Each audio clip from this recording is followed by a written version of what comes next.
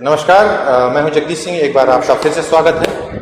और जैसा कि आप जानते हैं हमारे मित्र सुनील जी, आज एक ऐसा मुद्दा है जो ऐसी कम्युनिटी है जिसके ऊपर पूरा विश्व, मैं सिर्फ इस देश की बात नहीं कर रहा हूँ, पूरा विश्व ही निर्भर करता है।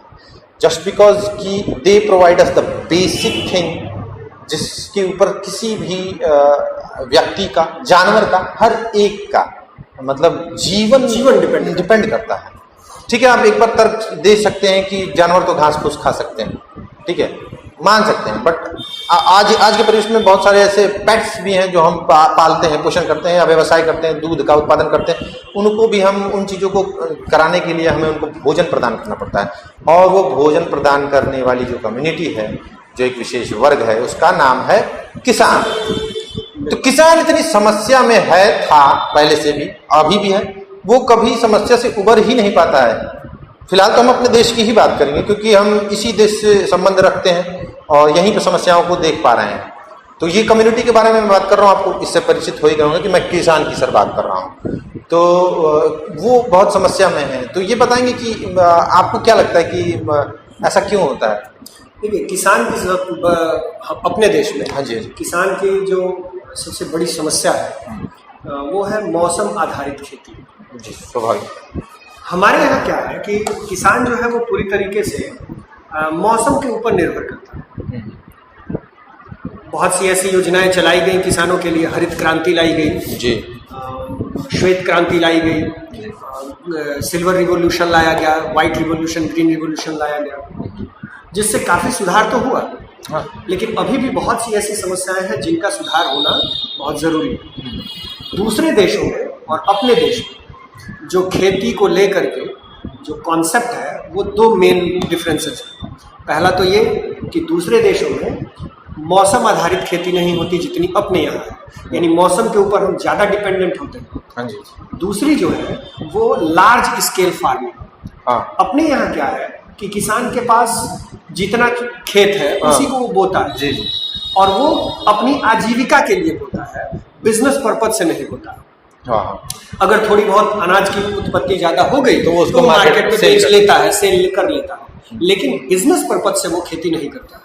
और ये हमारे यहाँ के किसानों की सबसे बड़ी समस्या है। दूसरे देशों में क्या है, लार्ज स्केल पर खेती होती है, मशीनों का इस्तेमाल होता है, स्टोरेज फैसिलिटी अच्छी है उनकी, मौसम आधारित उनकी खेती नहीं है, बिजनेस पर्पज से वो खेती करते हैं।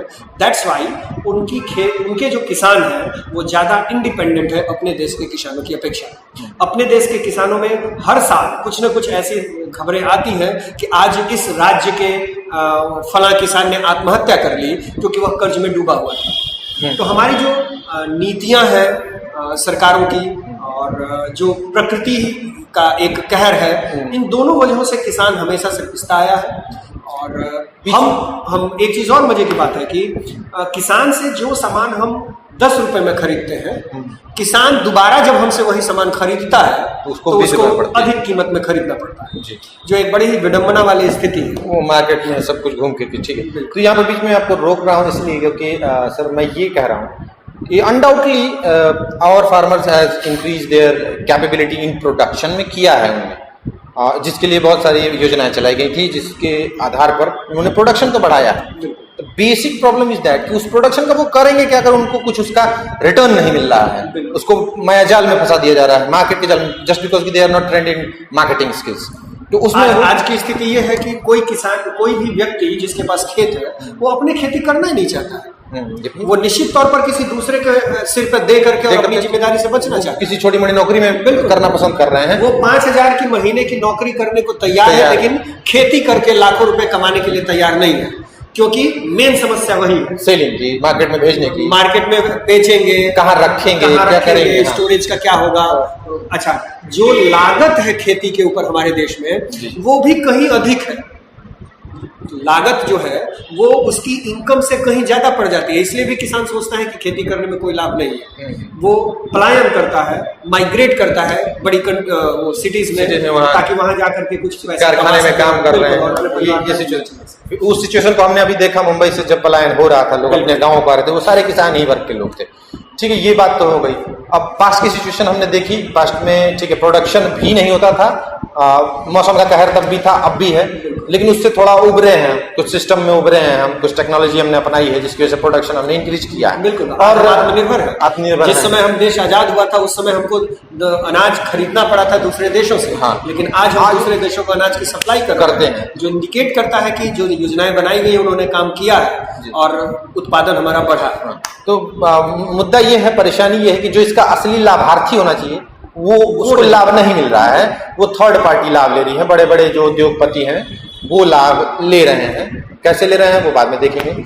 और फिलहाल अभी जानेंगे कि हमारे कंट्री में अभी राइट नाउ प्रेजेंट की मैं बात कर रहा हूँ, किसान अभी क्या मुद्दा उठा करके इतना परेशान है, उनको क्या समस्या है। अगर सरकार ने कुछ किया उनके लिए या कोई विधेयक पास किया उन्होंने, तो क्या ऐसी समस्या आ गई है, ये चीज जानना चाहेंगे। क्योंकि बहुत सारे लोग हैं, उनका दोनों ही पक्ष होता है, जो खरीदार है या फिर जो विक्रेता है, उन दोनों की ही अपनी अपनी समस्याएं हैं। तो इस विधेयक से क्या समस्या आ गई, और ये पहले बताइए क्या समस्या आ गई। देखिए, सरकार ने किसानों के हित के लिए जी, जैसा कि सरकार का कहना है जी, सरकार ने किसानों के हित को ध्यान में रखते हुए 3 विधेयक पास किए हैं।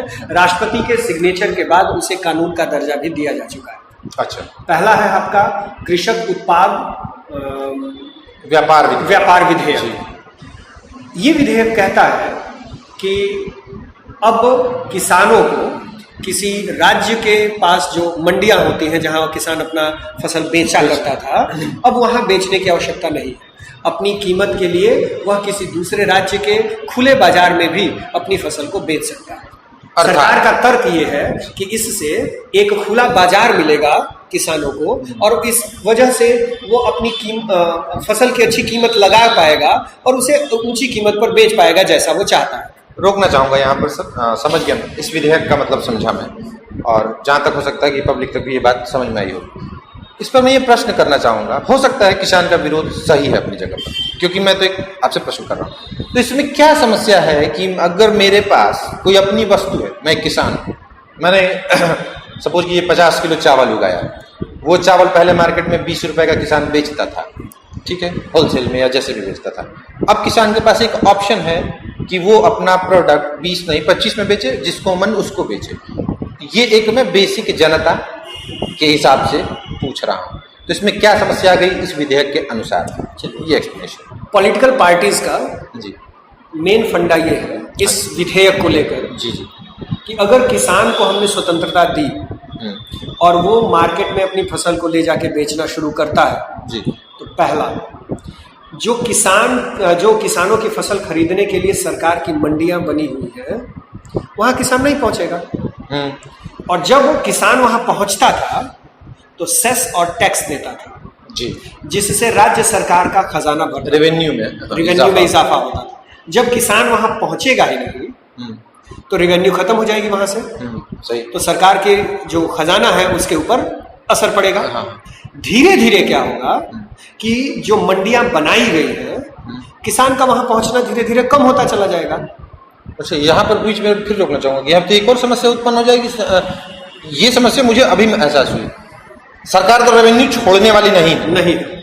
कारण मैं क्यों कह रहा हूँ कि जब वो आत्मनिर्भर होकर किसी और को बेचने जाएगा तो वहां पर उसको वो रजिस्ट्रेशन, वो जीएसटी किसी चीज की जरूरत नहीं। अच्छा, ये इस विधेयक के अनुसार उसे किसी चीज की आवश्यकता नहीं है, ये क्लियर उसे किसी तरह का कोई टैक्स नहीं देना। डायरेक्ट गया, सेल किया, पैसा लिया, चला, तो कोई टैक्स देने की आवश्यकता नहीं। तो यहाँ पर फिर एक और मैं चीज कहना चाहूंगा सर, फिर तो यहाँ ब्लैक मनी वाली बात आ गई, ये भी आ सकती है। बिल्कुल, तो ये क्या कानून बन रहा है मुझे ये नहीं समझ में आ रहा है। यही तो सरकार का अपना एक पक्ष है, वो इसकी पॉजिटिव चीज बता रही है, जो कि मैंने पहले ही आपको बताया कि इससे किसानों को एक खुला बाजार मिलेगा और प्रतिस्पर्धा बढ़ेगी और ऊंची कीमत पर वो अपनी फसल को बेच पाएगा। लेकिन इसके कुछ जो डीमेरिट्स हैं सरकार को उसके ऊपर भी ध्यान देने की सही बात है। अब मुझे जब ये हम डिस्कस कर रहे हैं तो हमें पता चला कि हो सकता है जैसे मैं एक वेल सेटल्ड व्यक्ति हूँ, मेरे पास 20 बीघा खेत है, मैं इस विधेयक का सहारा लेकर के I can sell my product जिसका कोई रिकॉर्ड नहीं मेंटेन होगा, बिल्कुल, तो दैट विल बिकम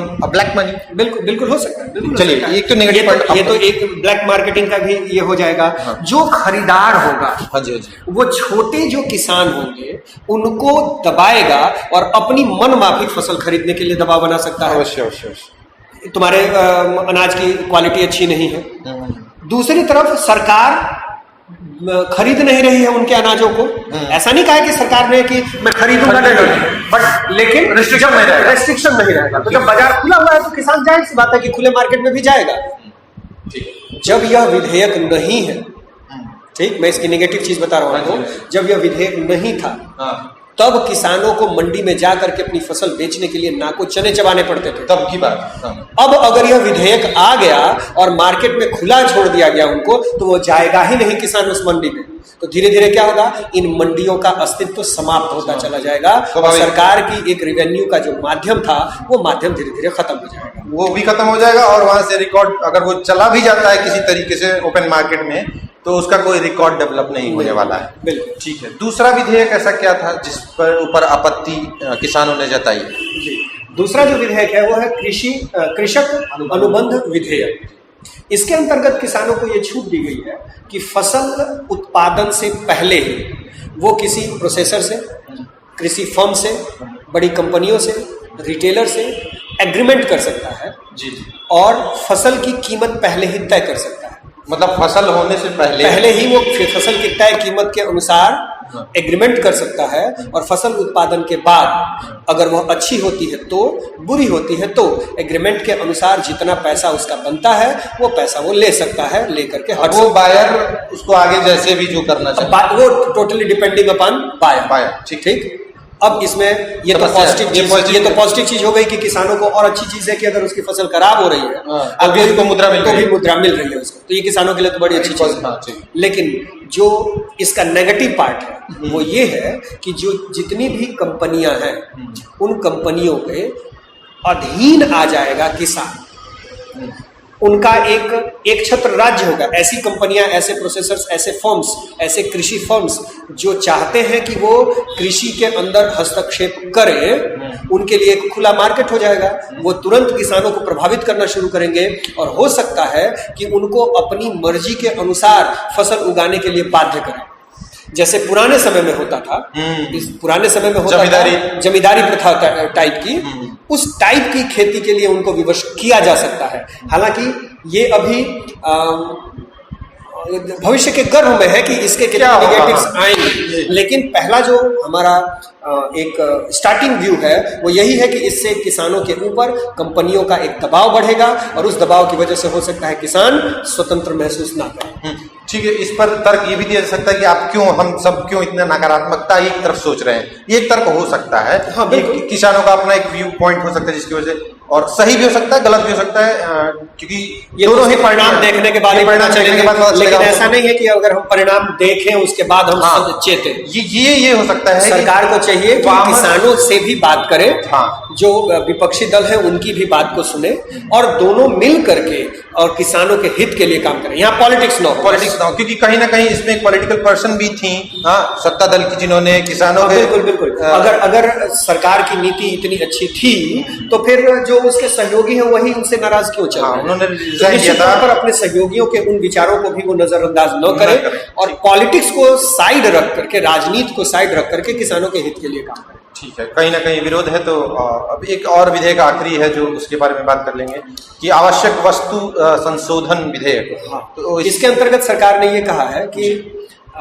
जैसे आवश्यक वस्तु होती क्या है, कुछ वस्तुओं को सरकार ने आवश्यक वस्तुओं की कैटेगरी में शामिल कर रखा है, किया हुआ है। उसका भंडारण करना गैर कानूनी है। ऊंची कीमत पर बेचना अनैतिक रूप से गलत है और गैर कानूनी है। अब सरकार ने क्या किया है कि फलों को, सब्जियों को, अनाजों को, दालों को इस आवश्यक वस्तुओं की लिस्ट से बाहर कर रहा है। ठीक। अब सरकार का तर्क ये है कि इसके बाहर हो जाने की वजह से विदेशी लोगों को भी आमंत्रित किया जा सकता है मार्केट में खरीदारी के लिए और एफडीआई आकर्षित की जा सकती है, फॉरेन डायरेक्ट इन्वेस्टमेंट को आकर्षित किया जा सकता है। ये सरकार का अपना तर्क। ठीक। जो इसके विरोध में है उनका क्या तर्क है? तो उनका तर्क ये है कि अगर हम इन वस्तुओं को आवश्यक वस्तुओं की लिस्ट से बाहर कर देते हैं तो भंडारण, गैर कानूनी भंडारण जिसको हम जमाखोरी कहते हैं, उसको बढ़ावा मिलेगा। लोग बिना कानून से डरे, क्योंकि उनको रोकने वाला कोई दूसरा कानून नहीं है, तो बिना कानून से डरे हुए लोग जो है वो भंडारण करना प्रारंभ कर देंगे, और जब भंडारण शुरू हो जाएगा तो जाहिर सी बात है कि कीमतें ऊंची होगी। सरकार का ये तर्क है कि कीमतें ऊंची अगर होती हैं तो ऐसी परिस्थिति में उनको आवश्यक कमोडिटी माना जाएगा, लेकिन ये निर्धारित कैसे होगा कि ऊंची कीमत कब पहुंच गई, कब ऊंची, तो तमाम झोल है इस नियम के अंदर में। सरकार को इग्नोर करने की आवश्यकता नहीं है। सरकार को चाहिए कि दोनों पक्षों की बात को सुने और जो एक बेहतर विकल्प हो सकता है उस बेहतर विकल्प के साथ वो आए। कुछ अच्छाइयां हैं इस नियम में तो कुछ बुराइयां भी हैं, दोनों बातों से इनकार नहीं करना चाहिए। अंततः तो फिर से मैं यही कहना चाहूँगा कि ये एक वर्ग है जिसका हमें हमेशा सपोर्ट करना चाहिए, क्योंकि हम नहीं, पूरे विश्व के लोग इन पर निर्भर करते हैं। तो अच्छे की आशा करेंगे, ठीक है, और बुरी चीज़ों के लिए, क्योंकि हम सरकार को भी कुछ नहीं कह सकते, उनके ऊपर भी कुछ ऐसा गलत चीज़ नहीं कह सकते, और फार्मर को तो ऑब्वियसली नहीं कह सकते हैं। तो सिर्फ और सिर्फ अंततः तो यही कहेंगे कि हर उस बुरी चीज़ पर जो किसी एक ऐसे वर्ग को प्रभावित करता है, उस चीज़ पर है आप थू। धन्यवाद।